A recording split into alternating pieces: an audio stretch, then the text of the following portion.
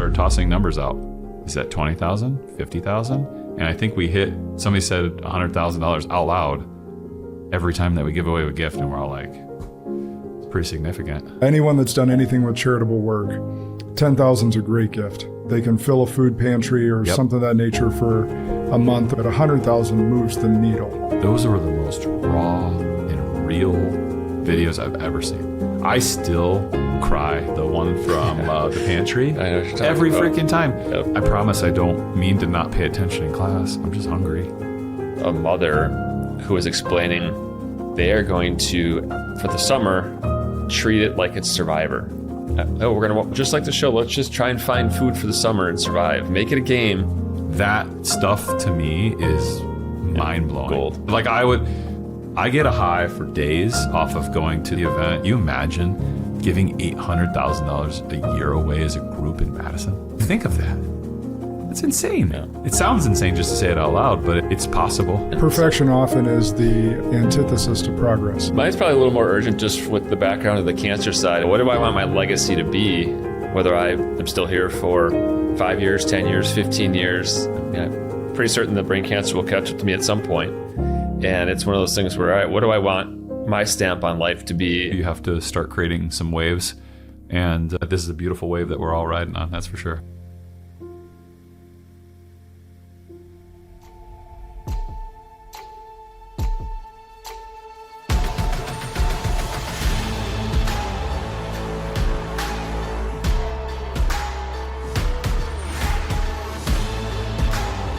This is Sparta! Welcome back to Spartan Leadership. I'm your host, Josh Kosnick, and this is your podcast for leadership, inspiration, and impact.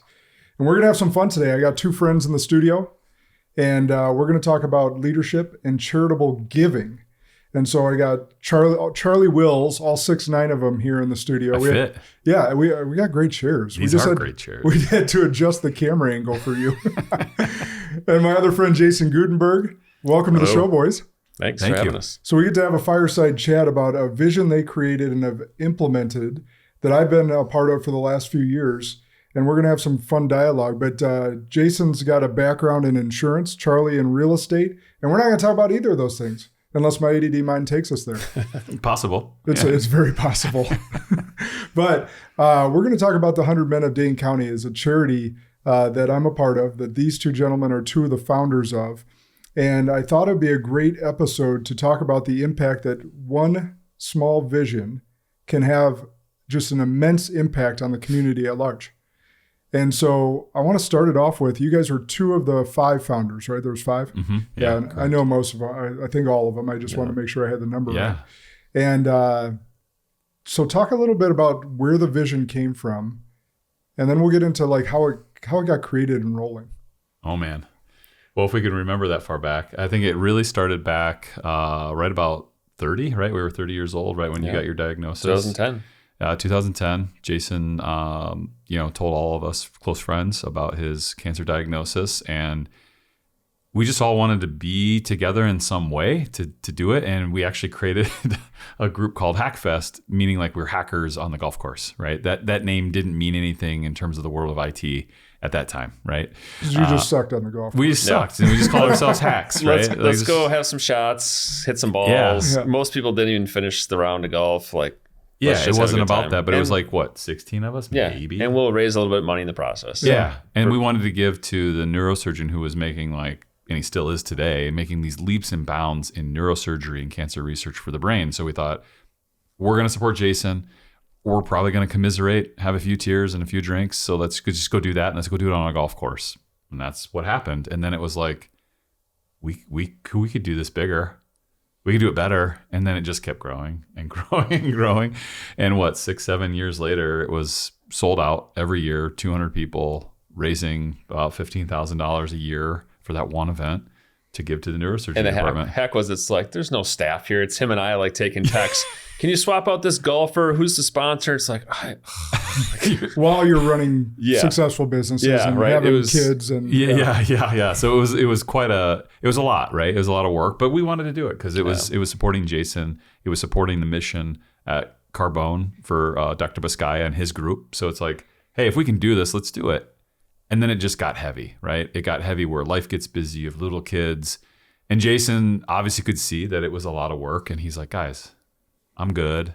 If we want to stop doing this, we don't have to do this. We just said, let's pause and take a breath and see what else we can come up with. And so waited a year or two, and all of a sudden I had a couple of friends who were with 100 Women Who Care, and they kind of told me what they were doing with their nonprofit. I was like, God, it's such a simple idea. And then it was, can we take this to the next level, which was what we ended up doing. Yeah. So, and I do remember, I don't have that story right, but I think you had just gotten like it was one of your first like clear diagnoses. And I remember we were drinking a lot of bourbon, and we got really smart that night, right? Talking about this idea. And then we bought the website because we were, in our brilliance, drinking bourbon doing that. So we bought the Cure Local website because we were like, this is the mission. This is what we're going to do. So in our brilliance, we bought the website, but that was as far as we got. And then I think that's when we we talked to Bailing first, I think, right? Yeah. So Ryan Bailing, he's a financial advisor here in town, good friend of ours. And we started talking to him about it. And he was like, dude, this is great. I think this would be a lot of fun. Yeah, who else should we talk to? And then I forget how Dave and Ryan got, like how we talked about it, but I think it was just like in passing. We were just talking about it in general, about the idea. And then they looked at us and they're like, guys, Ryan and Dave had been talking about this for a year prior to that, just those two on their own, something like it.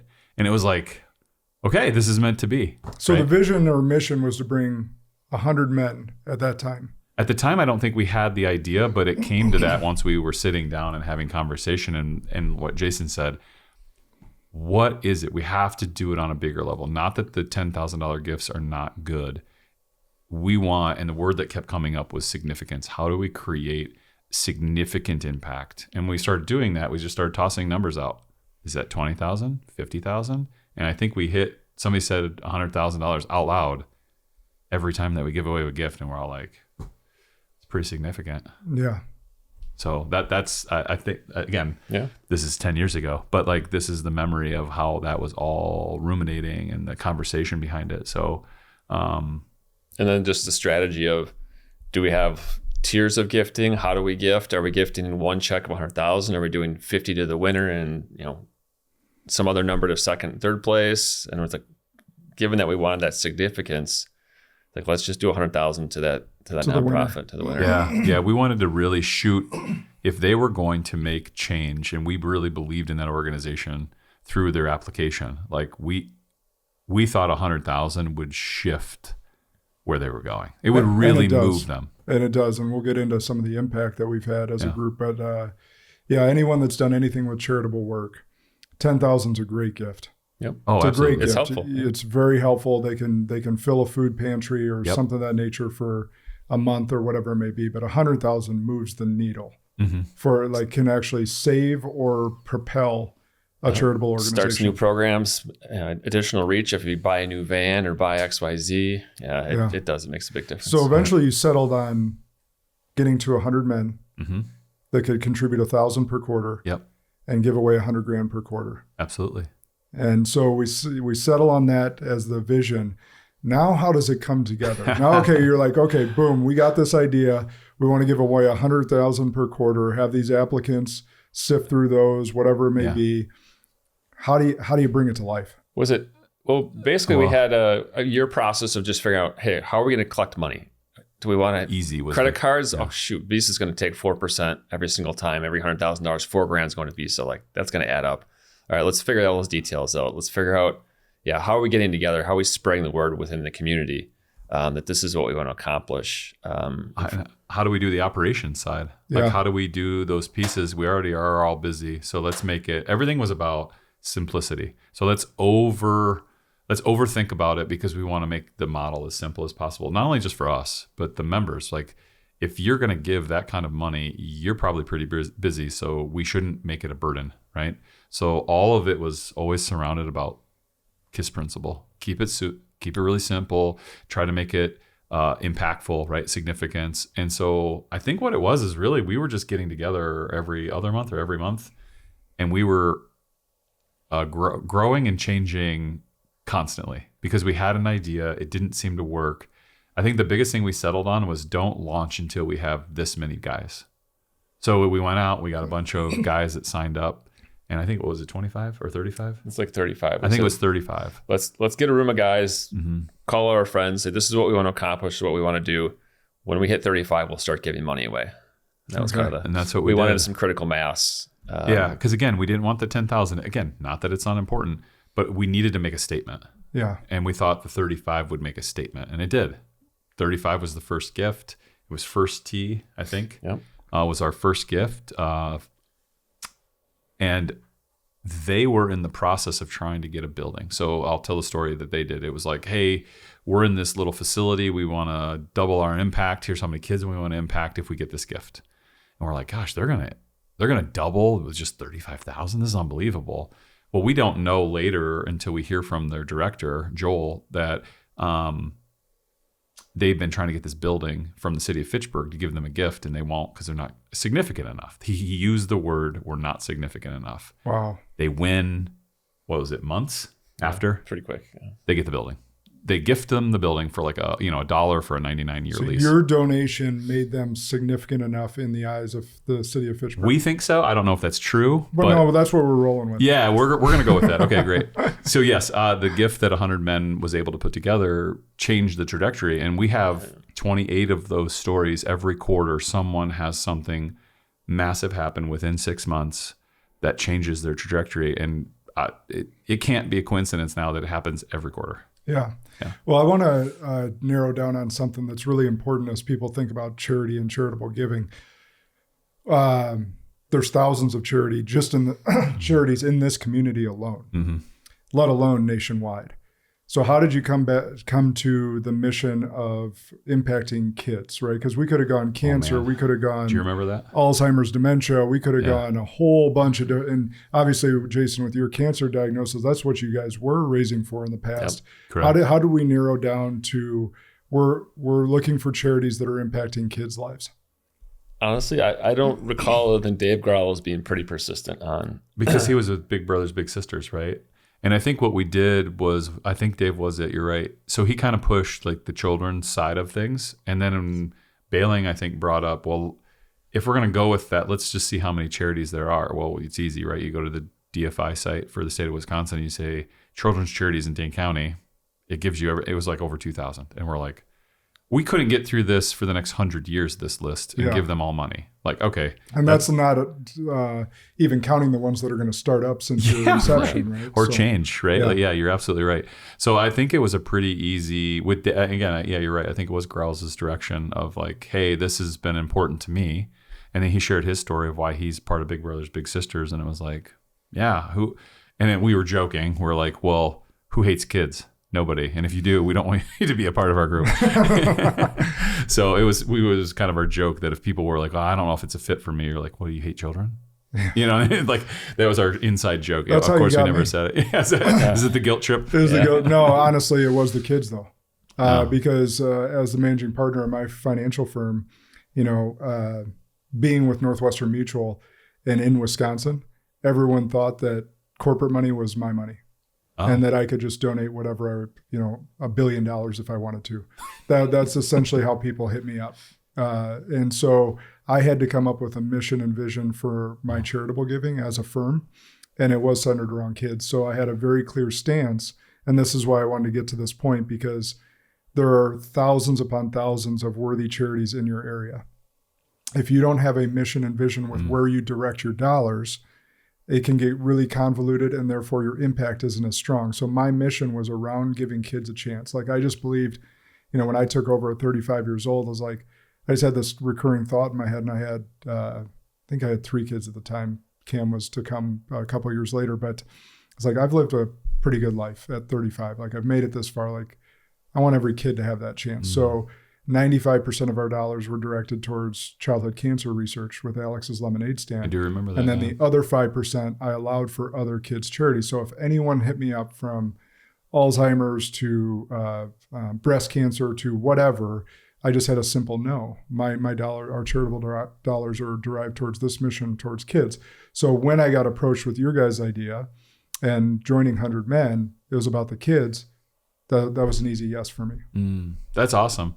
I do believe like every guy that's a part of this, there's some call, and we don't know all of those stories, but you can tell when they're in. I think creating this too, we had two worries. We didn't want it to be like a fraternity bro kind of like society. We knew that having the brotherhood was important because then I think we can all lean on each other in different ways during that growth of this group. But having the leaders that were willing to step up, that also was, I think, a huge impact. Like we were able to take some guys that lived in like, there was a group of them from Sun Prairie, and they were like, well, I can get like 8 guys. Okay, let's go grab a breakfast. So like we would organize a breakfast. There'd be 8 guys around the table. And what was so great is that person would be like, hey, is there a form you want me to like push in front of them right now? And I'm like, if you think that's possible, yeah. And then that person put forms and they're like, you're signing. And it was peer pressure, but it was good peer pressure, right? It was knowing that these guys were financially able to do that. And hey, this is a great cause I'm in, so you guys should be in, right? Yeah. So that's kind of how it like kept amping up. We went from like 35 to 66 to 88 to 115. COVID hit. We lost 30. We were down to 82 members, 82. I believe. And we've been trying to get back for 5 years, back to over 100. We're at like, what, 90? Somewhere, we usually hover around. Yeah. Yeah, we hover right around 90. And so this year, we actually put a committee together. Thank you for being a part of that. That wants to drive membership and sponsorship dollars. Because again, one of the main mission statements for us was we don't want to give $1 unless all of our operational funds are covered completely. We do not want Josh to donate $1,000 and then $100 out of that $1,000 goes to operational. I think that's Well, and most likely in most charities, like if you use charitynavigator.org, like you can see it's over 50%. It's crazy. So like how much even money. great charities like Big Brothers Big Sisters, or if you look at United Way, holy cow, like the operational costs, and I'm not saying they're not doing some great things, but their operational costs are massive. They're extraordinary. And that's what we noticed. So then I think we maybe got in a year's worth before we did the consultant. Was that about right? Yeah, about a year. About a year in, and then we realized like, hey, there's some stuff that's broken before it gets out of control. Should we do something? And I think it was Bailing who took it on, got us a consultant. We raised the $10,000 for the consultant to get him there, and they did an unbelievable job getting us dialed in. We got a rubrics out of it, meaning like a scorecard. So anytime we had somebody apply, we actually had a scorecard that we could say like, this is how I voted and scored it. So it's not just my opinion, it's based on the metrics that we're measuring this by, right? So then it helped us like redial in all the questions. It made us more specific to the questions and the answers that we were looking for so that we knew, are you legit? What are you focusing on? What's the impact? How are you going to handle the money? Like that was another thing. Some of these charities, their annual budget was $35,000. They were going to get $100,000. You're not capable of receiving $100,000. You won't know what to do with that. And Right. it'll get wasted. And that's not Yep. what we want to report back to Right. our members. Do you imagine saying that back to you guys as members? Like, yeah, that'd be pretty embarrassing. Yeah. So it was a lot of that stuff that we were realizing as we were reading them. There's a lot of great charities, but if we don't define, back to your original statement, if we don't define the mission and the core principles, it then makes our yeses harder. What we find now is, I just took a call yesterday from a nonprofit. How come we're not winning? We've applied for 4 straight quarters, 8 straight quarters, whatever it was. And now we can have that discussion of, well, here's what the organization is supporting. Kids, I don't even know she didn't even say what organization she was from. She just started a new role in marketing, but she knew me. So she's like, hey, do you know why we're not winning? And I said, well, here's who typically wins. It's these 4 categories: housing, education, mentoring, and food insecurity. And so those are the likely ones to win just because those are immediate needs. If you have some other type of charity that supports kids, it's still great. But if I have to choose between a kid having a meal versus a bike, like there's just a difference. Yeah. Not that a kid with a bike or golfing isn't great, after school activities, but you have to be able to sell that story. And so we're having a lot of discussions. We don't want to all the time because it's time consuming, but hopefully we're making these nonprofits better as well. You are, because I've heard a couple stories from Charlie, or just being at the meetings, about how they had to get their pitch or their video right. Yeah. Like because us, the members that are voting that aren't on the committee sifting and winnowing, we see the top 3, right? Yes. So a lot of times all I get is the blurb and the video. And the video is usually what gets me. Totally agree. Right.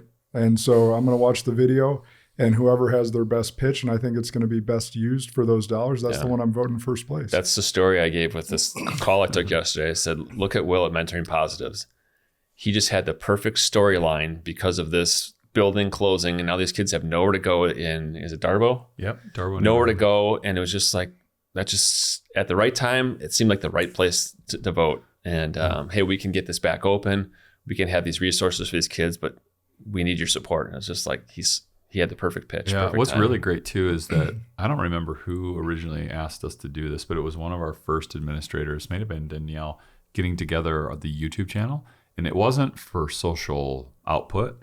It was more for other charities to see the charities that have won, the videos that have gone up. Yeah. So what we tell a lot of people is like, hey, don't just take our word for it. Go to our YouTube channel, go watch them, and go watch some of the early videos. Those are the most raw and real videos I've ever seen. I still cry when the one from the pantry. I know what you're talking every about. freaking time. Yep. So they gave a cell phone to this child. I'm probably going to cry just telling you. They gave a cell phone to this kid. And she called me twice. She's like, I don't know what to do. You know, this lady and like 3 volunteers running a food pantry. And she's like, well, I'll just give it to a child and I'll have him tell his story that he's receiving that. And I'm like, we don't want their face. We don't just be very clear, be very aware that you got to be careful. Yeah. This kid's a great kid. I'm going to give him my cell phone and I'm going to tell him to tell the story. Josh, I'm going to send it to you later. You're going to bawl your eyes out. It's this child. He wrote a poem. Here comes. He basically was like, I'm not a bad child. I'm just hungry. I promise I don't mean to not pay attention in class. I'm just hungry. And he tells his story, and the poem tells the story, and he videos everything below his waist for the day. So he shoots the ground, people's feet, different places he's walked, and then he goes back to his tent that he lives in with his mother. And that was his video. Every dude in that whole thing, awesome. bawling their face off. Guys were like, how much money? I got $100 more in my pocket, right? Like guys were like throwing money at this organization at the end of it because it was like, you told us why you need this money and why it's impactful. And that's the story. Like, so if people want to know what to shoot, watch those videos. Yeah. And I think during COVID, at least 2 of our quarters went to food insecurity. Yeah. Because, 2 pantries. Yeah, because the schools are a lot of times where they get their only meals. That was the second half of that nonprofit we'd selected, the grant recipient. The second half of the video was a mother who was explaining they are going to, for the summer, treat it like it's Survivor. We're going to, just like the show, let's just try and find food for the summer and survive. Like make it a game, but realizing we don't have the meals from the school district for the summer. We have to figure out a way to survive and just get trying food. to do the best you It's can like, for a kid. She made it into a game, which is awesome. But it was very, a gut punch to think about.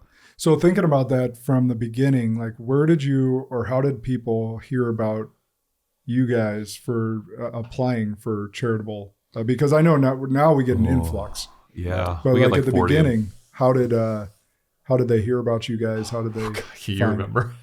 No, I think we just sent it out to all the groups we knew about, right? Yep, sent it out, and then Danielle did a good job. I think That's in general. right. She created a list of all of the main nonprofits, and then she created a social media page and just started posting and tagging a lot of them and saying like, "Hey, applications are due. We're giving away $60,000."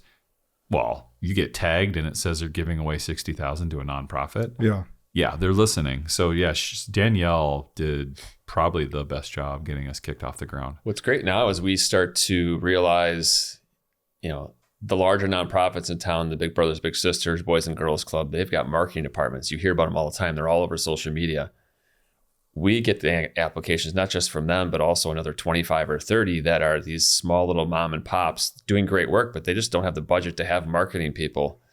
And so we get to learn a lot about the community and what the needs are for the children. What do you think about like Boys and Girls Club? Like Michael Johnson is one of the best fundraisers on the planet. Yep. Yeah, phenomenal. Like most of the people listening to this don't know his name, but the CEO at Boys and Girls Club, like I don't know a better fundraiser than that man. Yeah, bringing in dollars. Exactly. Oh man, yeah, that's one skill he's got. But back to Jason's point, like to read these and now know what your community's dealing with. I mean, that makes the work that we do so much more important, and also like it drives you. Like we've been doing this. This is 8 years strong, 8 seasons, what we call it, and it's like I don't know if I get tired of this. Yeah. So starting out, you guys had to go seek them. Now we're getting what 40 per about quarter? 40 on average. 35 to 40. And so usually. talk to the audience if someone's like inspired by this conversation. Like obviously the rubrics was created. Yeah. That Super sifted important. and winnowed some of them. But how are you guys as a committee? And I know there's been committee shifting around and stuff of that nature, kind of offloading some of the work from the founders. But like, talk to them about how you're narrowing it down to 3 for the rest of us to vote on. Yeah, it's pretty simple. When we get those in, we actually, all board members individually read all 40. So let's say we get 40 this last quarter that just got done. We each individually take it. We use the rubrics card. We measure them. You take the top 5 point getters. There's a total of what, 25 or 30 points, I think, something like that per card. I can't remember, but somewhere in there, total points per application. And again, the questions in the app that they fill out match our rubrics, right? So you should be able to discern matches the need, exceeds the need, barely meets the need, right? Like, so it's like a point system of like 1, 3, and 5. So and like, they're really just filters. Yeah. Hey, we're not giving to you if you don't have a 501c3 set up. All right, that one's throw those 3 out. They're not official. What's your nonprofits administration costs? Yeah. Yep. Well, you're Have at you had 20%. We'd rather give someone that's lower, but depending on the cause. So there's all these filters basically. Yeah. That's really It's a great filter system. And then so we give, as individuals on the board, we give our top 5 to the administrator who's helping us. So we don't talk to each other. We don't text each other about, oh, what'd you vote for? We send them in blind, and then we get an email from the administrator that says, oh, okay, I got everybody's votes in. Here's the top 3. Got it. What Call we these people. remind people of is it wasn't like we had everything set in stone in 2018. We've slowly morphed and made tweaks to things just to make it better. Why not continuously improve? The first couple of quarters we met together at Tony Frank's, or where were we? Yeah, we were having beers at Tony Frank's. Hey, let's sit down and talk about this. And I actually got a lot of it because I heard an opinion that I really liked. I was like, I'm not voting for that. And then he's like, well, I'm like, oh, that's a really good point on this nonprofit. And I changed my vote. So I actually liked some of the feedback, but we decided let's have independent votes so we don't cloud anybody's judgment. So you're not trying to sell. No collusion. Yeah, Right. Yeah, no collusion. So there's benefits to each side, but I was like, I really like the feedback I got because it changed what I thought. For the positive. And sometimes we've talked afterwards about it, like what did you vote for and why, and did you see that? Yeah, what did that mean to you? So it's afterwards we've been talking about it sometimes. The other part I like about what Jason said is that every single month we're trying to figure out ways that we make the group a little bit better. Now we don't want to now that we've got 8 seasons in, we don't want to steer the ship and move it quickly. It's more of we'll make small adjustments along the line, but we're still making tweaks, still making little standard process tweaks that make our life easier, the members' life easier, the people who are getting the money easier, everybody. Well, and we've even hosted events like here at the farm to get families involved to create the brotherhood that you guys spoke of. Vortex last year doing the tour there. That was pretty fun. That was awesome. What's the total number given away now? This quarter will get us over 2.8 million, I think. So I'm pretty sure. 2.8 million into Dane County, and that's net is what I want everyone to. Yeah. That's net. That is not what we received. Right. Well, it is what we received because we have our either members. They can give an additional. We call it being a partner. You don't have to be a corporate sponsor, but you can be a partner and give an extra $1,000 a year, and that goes into the kitty for operational costs. Yep. And then we have a couple gentlemen who have stepped in and then given a few extra dollars, right? Said, oh, this is from my business or my charity or my foundation or whatever. Here's extra money. And that's extremely important and helpful because there are admin costs no matter what. Right. Yeah, so we talk about the taxes, having an admin, the IRS audits. It's like once you donate this amount of money, there's a whole nother level of the IRS wanting to know that you're doing legitimate. It right and legitimate. Yeah. So give the audience a perspective on that. If they are inspired by this conversation today and they want to start one in Seattle or wherever, what could they expect for admin costs to do it right? Well, for this organization and how we have it set up, it's about what, $35,000 a year, somewhere in there. And that's running lean. Lean. Yeah. Like lean. But someone who's maybe had some nonprofit background, or they're just very well organized. And it's like, hey, you can give us 10 hours a week. Here's what we want to pay you, and we need you to fire off these emails, these surveys, get all the votes together, get all the applications together. But then there's the filing taxes cost with the CPA, stuff of that nature. And maybe you can find a CPA that'll donate their time. We used to. So if I there's know somebody you used out to, there, but that's why I'm giving. No, yeah. Hey, if there's someone out here that they would wants like to. Our books books are pretty easy. That's right. right. Books are very easy. There's a simple spreadsheet that we have on QuickBooks that our books are easy. So the filing shouldn't be much. But yeah, it's administrative, and taxes are tax review audits. Yeah. And those are the two highest costs. That's 70%. Just the 4 events. Yeah. That's about it. And we've got the events dialed pretty in. Like at well, first, one of the members, right, is Yes. owns a restaurant bar. So, he cuts us in a great deal at Buck and Honey's. Yeah, Tommy does a great job for not only the organization, but I think to bring the guys together to a common place all the time. Yeah, and food's great consistent. Food. His staff's awesome, right? They always give us the room, so he pitches in quite a bit to help it. But that over time took us the ability to say, all right, hey, this is what we think it costs us per event. Now we know for sure it's about $1,400 an event to run, right? And so that makes it pretty easy to go out and say, all right, each year, right now we have 14 guys who are partners, additional, so on their membership an extra 1,000. So out of our 35, we have 14. So we got to go raise 20,000 every year.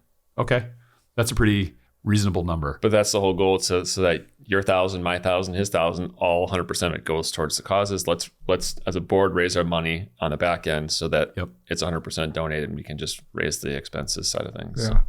So sitting back today, we're how many years into this? 8? This is 8 seasons. Yeah. So I think I've been a part of 5 or 6. But what's it like to see the vision come to fruition? Oh man, that's a great question. I know, like, the smaller checks were still very meaningful. Like some of the best impact were these, $35,000, $45,000 checks. But when we hit $1 million donated, it kind of just hit like, oh, that's a pretty big, that's a big number to just have a random idea and let's try and implement it and make it happen. So to me, it was when we hit $1 million donated, it was like, all right, we've done something significant on that end for the community. So. Yeah, but overall, like, it's just amazing because we're all in business and we have goals and we have visions, and seeing them come to fruition brings a lot of joy. Yeah. I just think about this from like a charitable angle of like the lives touched. Oh man. I mean, I hope at some point, and this is just a dream, we get to meet some of these kids. And and again, I don't expect it. What I mean by is I would love like somebody to touch your shoulder or your arm and be like, hey, when I was 5 or 6 or whenever I was at this charity. I was at Mentoring Positives or whatever. And we got funds, and I got to learn that you were part of that, and you did that, and that this is what I'm doing now today, and I'm 18.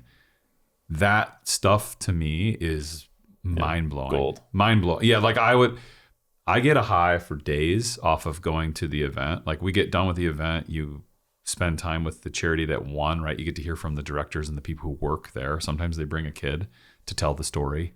I feel like I could run through a wall for days. So that for me is like the perfect quarterly fill up of my tank, honestly, every time. And it doesn't matter the story or where the money goes. It just feels so good to know that this group of men is making the impact and is leading. And that's the biggest thing I think I want people to hear, is that this little idea, right, this simple idea can turn into something like this if you choose to. Yeah. I would say, Josh, back to your initial question, how does that happen? It's like, get a couple of guys together and just talk about it. Or guys and gals, whatever it is. Hey, I want to do something in my community. Let's figure something out. Yeah. I always go back. My personal story was my family, my grandma, my grandfather, my mom were all citizens of the year in my hometown. And it was like, I always knew in Madison, there's something more for me to do than just work and be a member of the community. And it's like, what is that? What is that? Mm-hmm. And when this hit, it was like, this is it. Like, this is the formula that's going to work and make me feel like I'm impacting my community and putting my energy into the community. Give it a real purpose, I think. Yeah, and so everyone that's, we've kind of talked around it, but just to be really clear how it's formatted is we give $1,000 per quarter per person. And that's how we get to $100,000 if we have 100 men in the organization. So it's really simple, really clear for anyone that wants to join up. And that way it makes it a very marketable thing. It's like, hey, just $1,000 a quarter from your hard work that gets to go into the community to bless those that aren't as blessed as you. Absolutely. Yeah, absolutely. Jason hit it on the head. The impact of the why. I think we all had our own reason. Like Jason told the story about like what he wanted his. Mine was just how I grew up. Josh, you know some of that story is that I didn't have an awesome, I mean, I love my parents. I'm not going to put it out wrong. But grew up physically getting my butt kicked a lot. And when I heard Dave talk about the kid side, dude, that like touched my soul. Like I knew that like, if we're going to impact children, that feels like a calling for me. Just my whole life, anytime I could coach kids or mentor kids or be around kids, I've always been drawn to it. So like that for me was my all in. Yeah. I want to ask you guys your favorite story, and maybe you already told it, but I'll give you mine first. I can't remember the charity's name. I can just remember what they did. But the guy came in and he's running more of a homestead kind of farm. And and he's taken young men and teaching them how to farm, how to plant, how to harvest, and teaching them biblical principles at the same way and giving them that role model from. And I was like, hey, guy, I got a farm if you ever need some extra space. I was like, I approached him afterwards. I was like, you're doing some awesome work. If you grow this thing with this donation and you need some extra space, you just call me because I love what you're doing. Oh, that's wonderful. Yeah, I don't remember the name of that farm, but I remember the mission because our friend Andy sent his kid just this last summer to his farm because, teenage boys tend to get attitudes. And he's like, well, we're going to work that attitude right out of you. And it's focused on God, so even better. Yeah. So he said he had quite the summer. Good. It turned him. It just reminded me of being a kid. And I think that's probably why the story, because I was, fighting with my father being the oldest son and really stubborn and rebellious, much like my father. And Boy Scout camps and church camps, like I got to be a different human and see different mentors and different role models. And I'm sure that laid some lessons for me that I didn't get from my dad. Not that he wasn't a present father or a bad father. It was just different. Different lessons. Yeah. And that's what we need as young men. Yeah, absolutely. How about you, Is there one that stuck out? For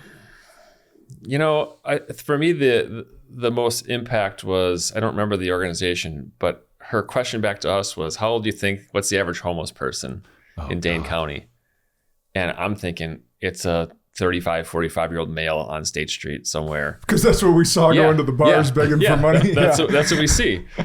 And she said the average age is between 8 and 9. Oh, and it's just like, it's just a nasty taste in my mouth. And it reminds you how well a community can hide, these typically single moms with, 1, 2, 3 kids living in a car kind of thing. And they get their food at school, but otherwise you don't see them because they're not sitting on a street corner. So that was just a reminder of, if that's the average age, there's a lot of work to be done here in Dane County. So, and there's so much affluence. Yes. In our sphere here in Dane County. And that's where the hope is. Not everyone wants to get involved in nonprofits. And the hope is that 100 Men is such a simple idea that you don't have to ever come to an event. Just know that your money is being vetted to go to good causes. You don't have to spend any time. You could be home with your family every single quarter, never come to a single event, grant presentation, never come to a family event that we host or Vortex.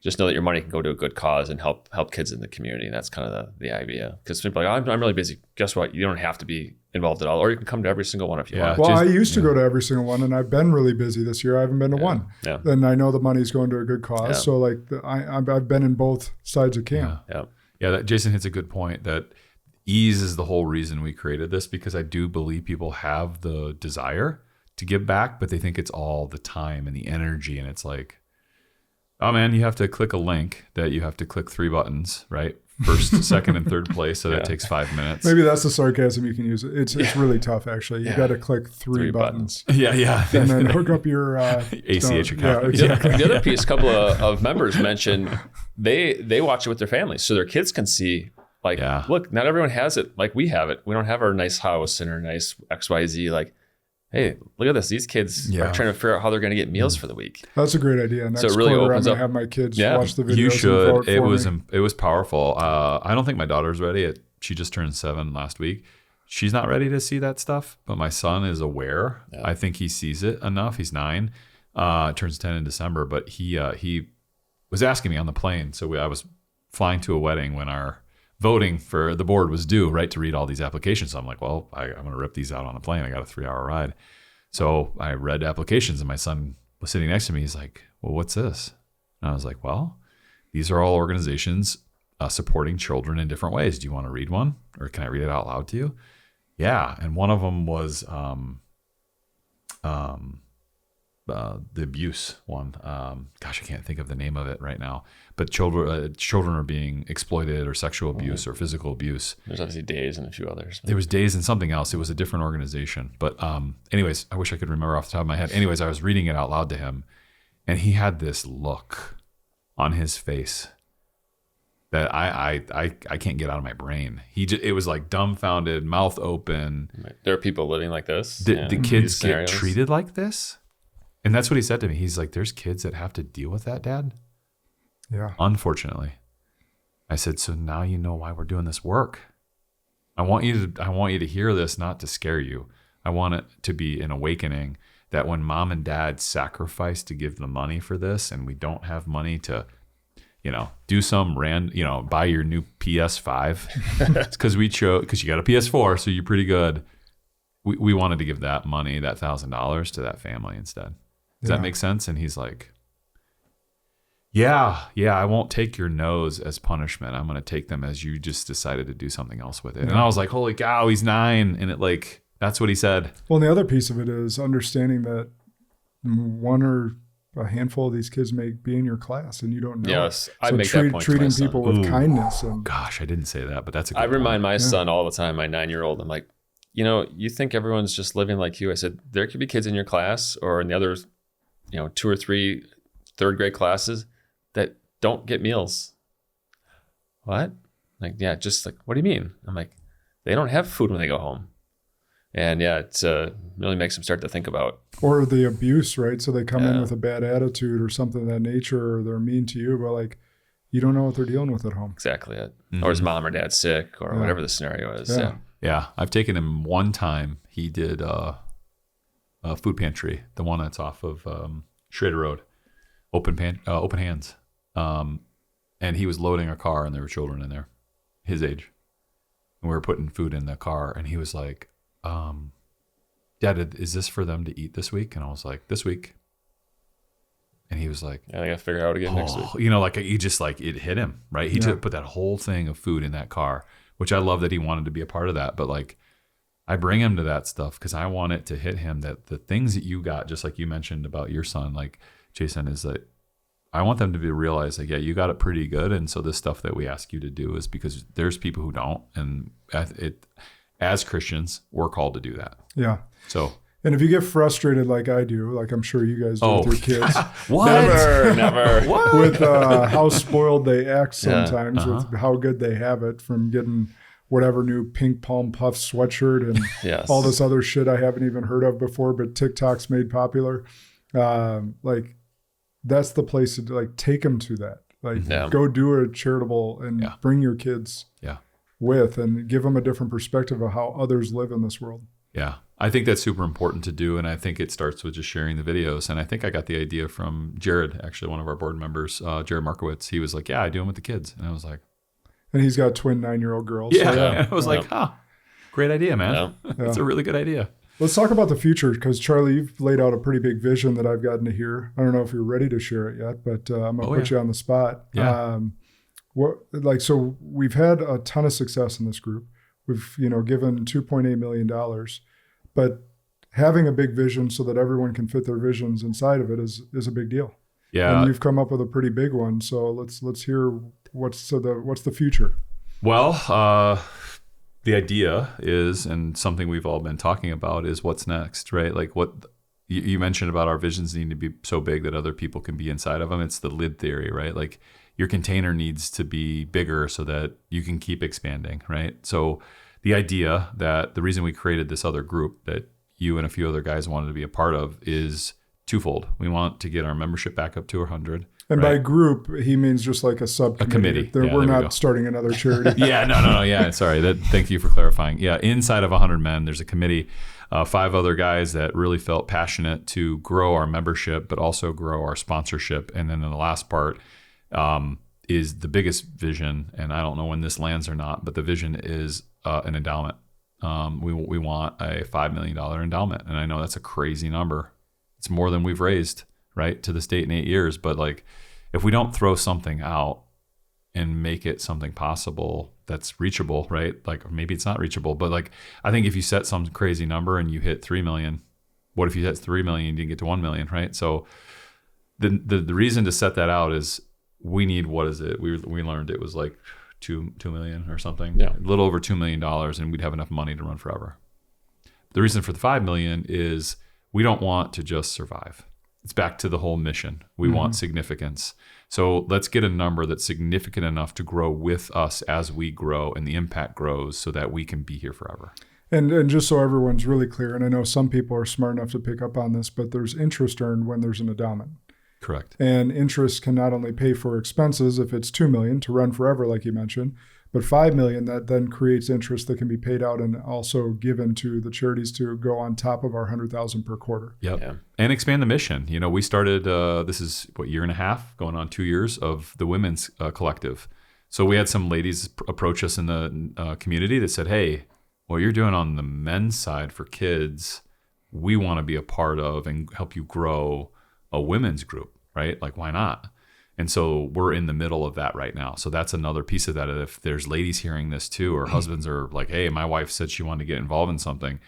This is another avenue that we're starting to create. And the whole thing, I think Jason mentioned it one time. He's like, you imagine giving $800,000 a year away as a group in Madison?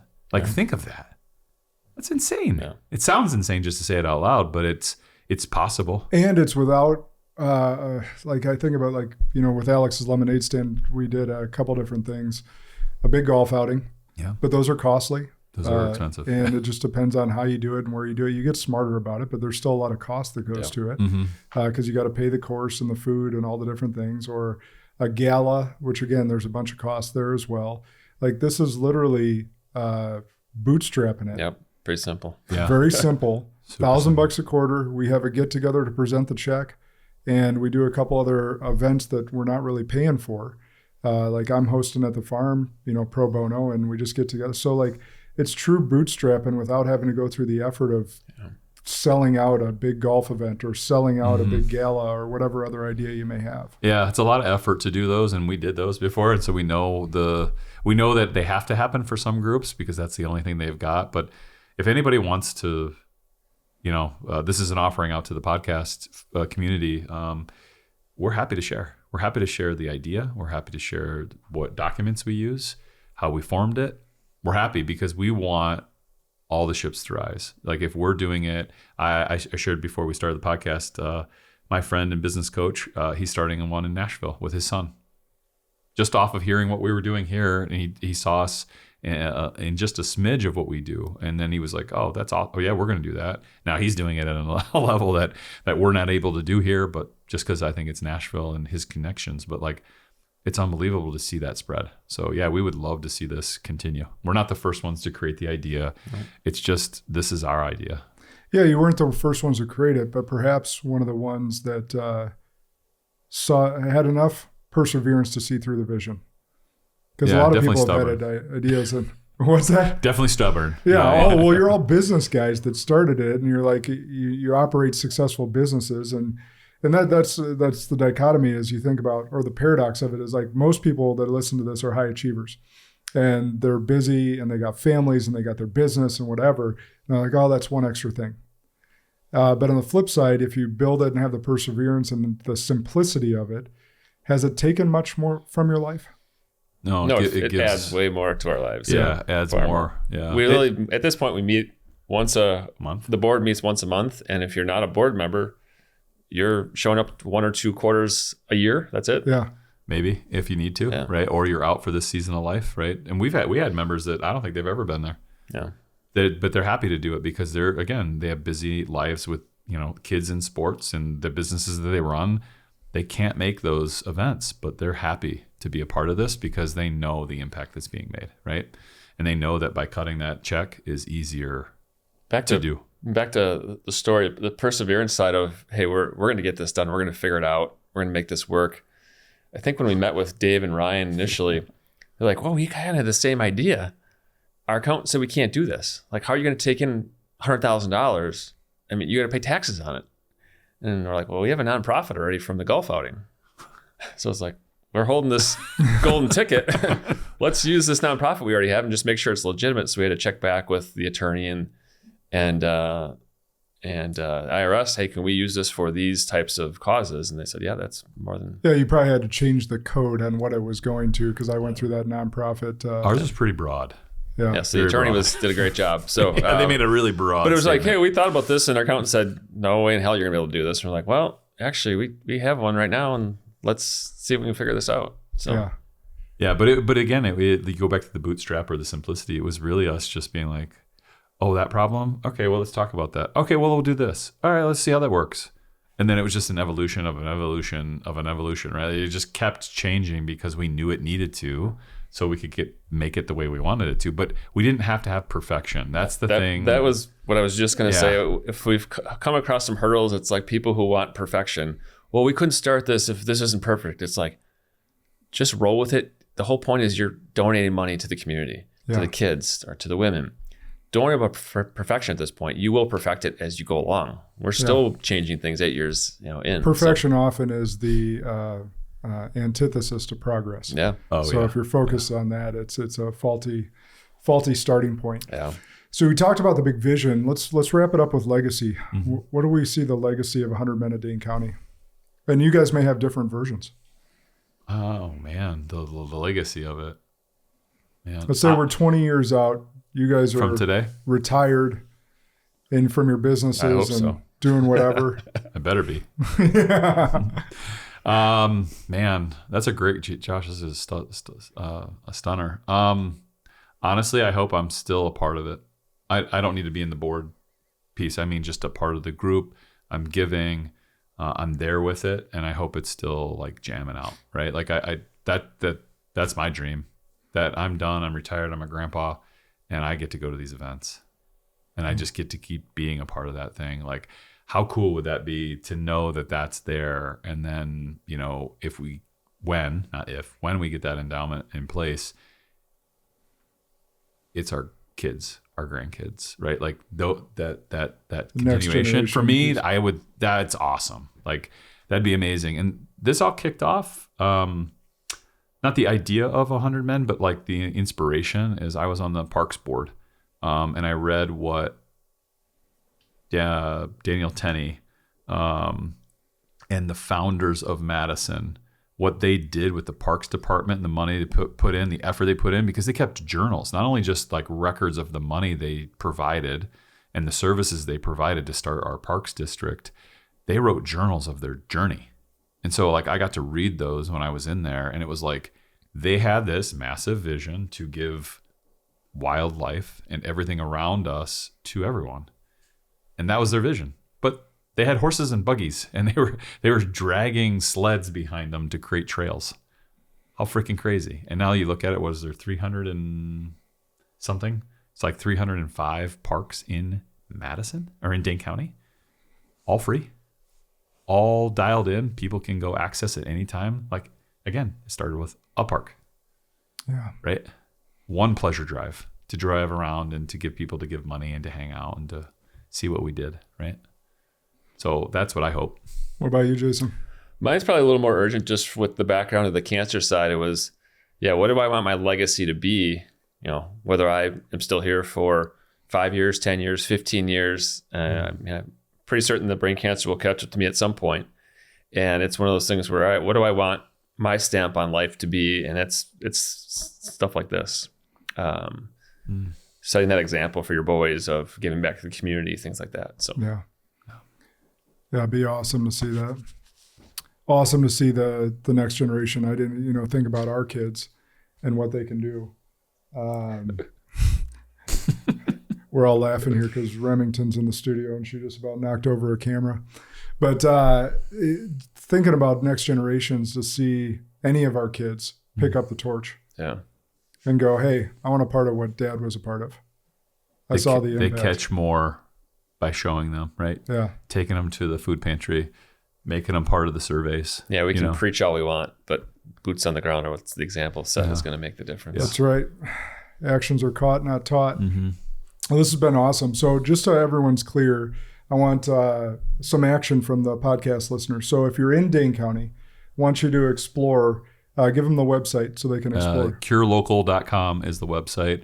And now, since the women's group is up and running, we've got a men's and a women's tab that you jump into. So hit the men's tab first, and it takes you into the story, right? It tells you a little about what we talked about today, and then it tells you about the simplicity.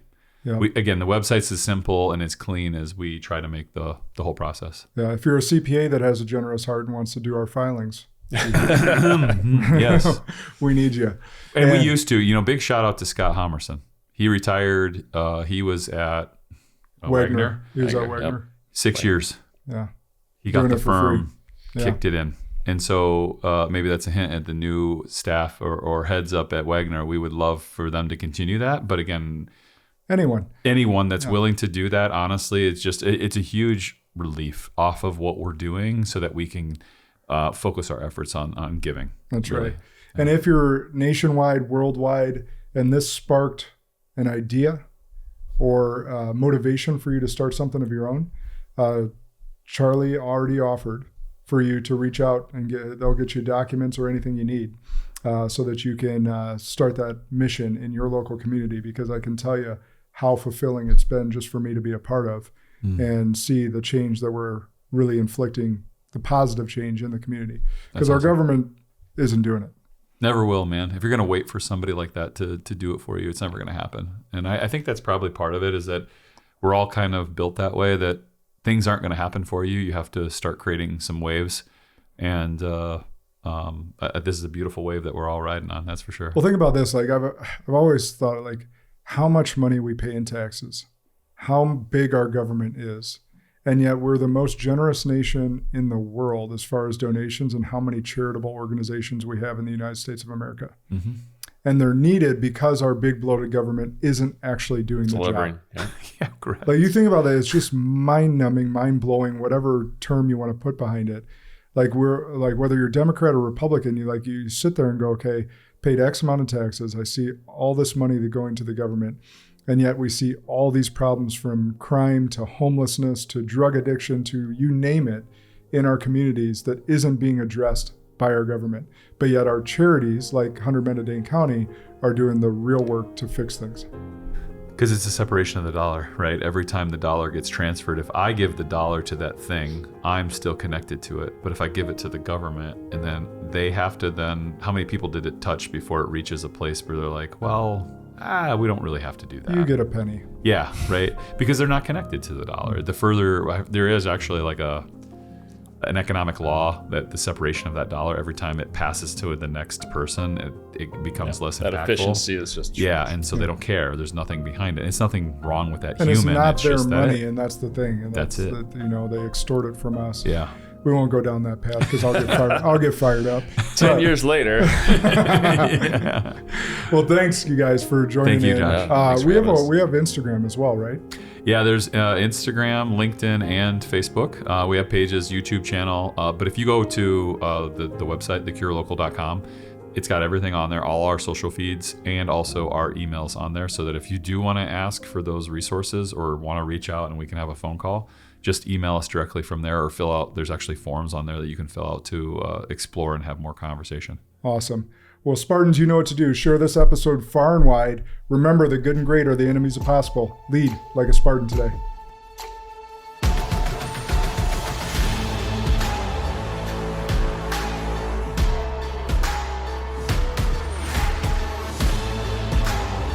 This is